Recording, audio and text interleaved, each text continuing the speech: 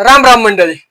महाराष्ट्रातील कुस्ती विश्वात सध्या महाराष्ट्र केसरी या मानाच्या किताबाच्या भोवती मोठा वाद निर्माण झाला आहे. महाराष्ट्रात दरवर्षी होणारी महाराष्ट्र केसरी कुस्ती स्पर्धा ही केवळ एक स्पर्धा नसून ती राज्यातील कुस्तीगिरांसाठी प्रतिष्ठेचा असा सर्वोच्च किताब मानला जातो. अनेक दिग्गज मल्लांनी या स्पर्धेतून आपली ओळख निर्माण केली आहे आणि त्यामुळे या स्पर्धेला महाराष्ट्राच्या क्रीडा संस्कृतीत विशेष असं स्थान आहे. मात्र गेल्या काही काळात महाराष्ट्र केसरी स्पर्धेबाबत दोन वेगवेगळ्या संघटनांमधील वादामुळे परिस्थिती गुंतागुंतीची झाली आहे. याच पार्श्वभूमीवर महाराष्ट्र राज्य कुस्तीगीर संघाचे कार्याध्यक्ष पैलवान संदीप आप्पा भोंडवे यांनी एक लेख लिहून आपली भूमिका याबद्दल मांडलेली आहे. मंडळी, या लेखामध्ये त्यांनी महाराष्ट्र शासनाच्या दृष्टीने अधिकृत कुस्ती संघटना कोणत्या आहेत, तसेच त्या संघटनेच्या स्पर्धांना मान्यता आहे का आणि त्या स्पर्धांमध्ये यशस्वी होणाऱ्या कुस्तीगिरांना कोणते शासकीय लाभ मिळत असतात याबाबत सविस्तर अशी माहिती दिलेली आहे. मंडळी, संदीप आप्पा भोंडवे यांच्या लेखानुसार राज्यात कोणतीही व्यक्ती धर्मादाय आयुक्त कार्यालयामध्ये नोंदणी करून क्रीडा संघटना स्थापन करू शकते. म्हणजेच एखाद्या खेळाची राज्य संघटना तयार करणं हे कायद्यानं शक्य असलेली प्रक्रिया आहे. परंतु केवळ संघटना स्थापन केल्यामुळे त्या संघटनेच्या स्पर्धांना शासनाची अधिकृत मान्यता मिळते असे नाही. यासाठी शासनाने काही ठराविक मापदंड निश्चित केलेले असतात. आप्पांच्या म्हणण्यानुसार कोणतीही राज्य संघटना शासनाच्या दृष्टीने अधिकृत मानली जाण्यासाठी त्या संघटनेला संबंधित खेळाच्या राष्ट्रीय स्तरावरील मान्यता प्राप्त संघटनेची मान्यता अथवा संलग्नता असणं आवश्यक असतं. त्याचबरोबर राज्य ऑलिम्पिक असोसिएशनची मान्यता देखील यासाठी महत्वाची मानली जाते. या दोन प्रमुख निकषांच्या आधारावर शासन त्या संघटनेला अधिकृत मान्यता देत असतं. त्यांच्या म्हणण्यानुसार महाराष्ट्र राज्य कुस्तीगीर संघाला राष्ट्रीय कुस्ती महासंघाची तसेच महाराष्ट्र ऑलिम्पिक असोसिएशनची मान्यता असल्यामुळे हीच संघटना शासनाच्या दृष्टीने अधिकृत मानली जाते. त्यामुळे या संघटनेतर्फे आयोजित केलेल्या राज्य अजिंक्यपद कुस्ती स्पर्धांना शासनाची मान्यता मिळते.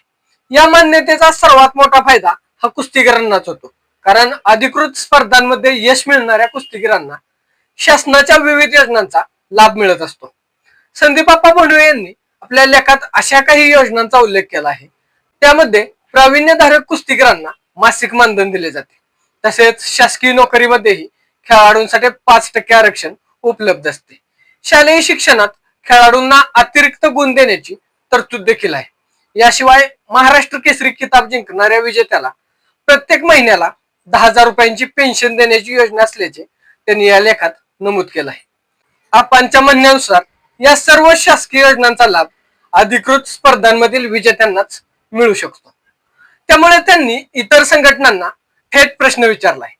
त्यांनी असं म्हटलंय की त्यांनी आयोजित केलेल्या स्पर्धांमधील विजेत्या कुस्तीगिरांना अशा प्रकारचं शासकीय मानधन किंवा शासकीय लाभ मिळणार आहेत का? जर त्यांना असे लाभ मिळणार नसतील तर कुस्तीगिरांनी कोणत्या स्पर्धेत सहभागी व्हावे याचा विचार करणं आवश्यक आहे, असं त्यांनी सुचवलंय. मंडळी, या लेखामध्ये त्यांनी अलीकडेच झालेल्या आंदोलनाचाही उल्लेख केला आहे.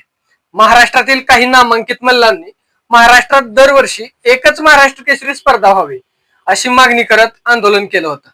या संदर्भात संदीप आप्पा भोंडवे यांनी असं मत व्यक्त केलंय की आंदोलन करण्यापूर्वी संबंधित पैलवानांनी बालेवाडी येथील क्रीडा कार्यालयात जाऊन शासनाच्या दृष्टीने अधिकृत संघटना कोणती आहे याची माहिती घेतली असती तर कदाचित हा वाद निर्माण झाला नसता. आप्पांनी आंदोलकांना विनंती केली की ज्यांना खरोखर महाराष्ट्रात एकच महाराष्ट्र केसरी स्पर्धा व्हावी असं वाटत आहे त्यांनी अधिकृत मान्यता असलेल्या संघटनेच्या स्पर्धेला पाठिंबा द्यावा आणि कुस्तीगिरांनीही त्याच स्पर्धेत सहभागी होण्याची विनंती करावी. लेखाच्या शेवटी त्यांनी एक राजकीय उदाहरण देत आपली भूमिका स्पष्ट करण्याचा प्रयत्न केलाय. त्यांनी सांगितलं की भारतात अनेक सरकारी योजना वेगवेगळ्या सरकारांच्या काळात सुरू झाल्या होत्या, परंतु सरकार बदललं तरी त्या योजना पुढील सरकारांनी चालू ठेवल्या, कारण त्या योजनांना शासनाचं पाठबळ असणं आवश्यक असतं.